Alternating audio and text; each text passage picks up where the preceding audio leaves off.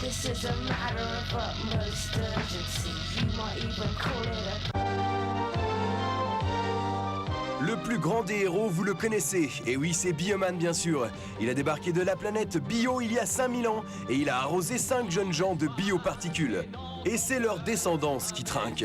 Un ancien astronaute est devenu Force Rouge, un ancien pilote de course Force Bleue, un champion de natation Force Verte, une photographe Force Jaune et enfin une flûtiste est devenue Force Rose.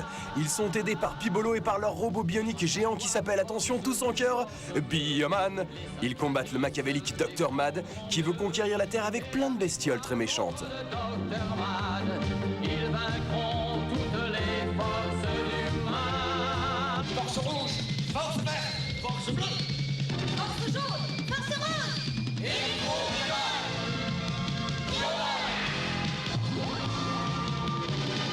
et Caronne. Une fois parés de leur éclatante tenue de camouflage, nos héros enchaînent les cabrioles, les sauts périlleux, les toc-toc badaboum cascades et les pirouettes. C'est ainsi que les ennemis ne voient pas arriver le coup de pied. Une technique fatale.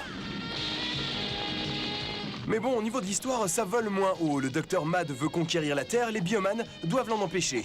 Mais au milieu de la série arrivera Silver, le chasseur de bioparticules, et lui c'est un vrai bad guy qui fait mal. À la fin, c'est carrément le Dr Mad qui sauvera les Bioman. Quel retournement de situation. Quel ennemi comme Bioman reviendrait, alors tais-toi.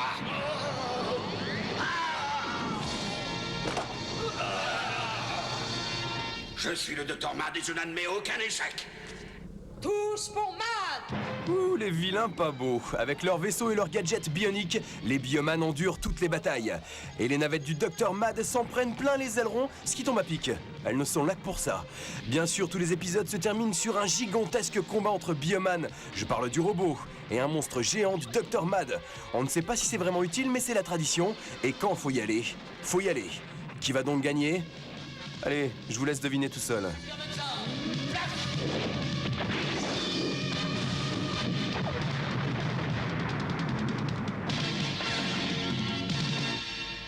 Bioman, c'est surtout une série culte de la fin des années 80. D'ailleurs, c'était tellement culte qu'on ne se souvient pas des autres séries du même genre. Mais Bioman est d'abord passé sur Canal+ avec des génériques originaux et ensuite au Club Dorothée avec Bernard the Dwarf Minet, qui venait chanter déguisé en couche-culotte Force Rouge. Les Japonais, eux, ont droit à une série de ce genre une fois tous les ans, au moins depuis 30 ans. On appelle ça du Sentai. Et bon, faut dire aussi que ce genre en France est un peu boudé. C'est vrai aussi que les extravagances de ces justiciers chamarrés ne peuvent pas plaire à tout le monde. Mais manga va vous convertir, allez, tous ensemble. Bioman, Bioman,